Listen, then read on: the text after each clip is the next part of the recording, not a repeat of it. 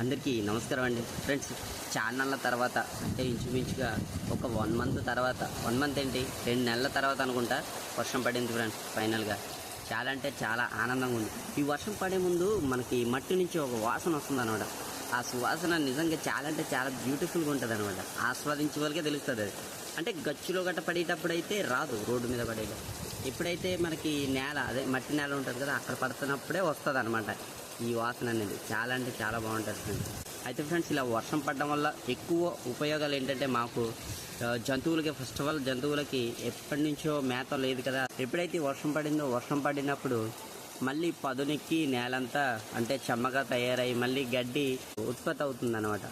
అలాగే కొండ ప్రాంతాల్లో ఉన్న జంతువులు కూడా అక్కడక్కడ ఊటలు ఏర్పడే అవకాశాలు ఉంటాయి కాబట్టి చాలా అంటే చాలా హ్యాపీగా ఉంటాయి అన్నమాట. అలాగే వ్యవసాయం చేసే మా గ్రామంలో ఉన్న రైతులకు కూడా చాలా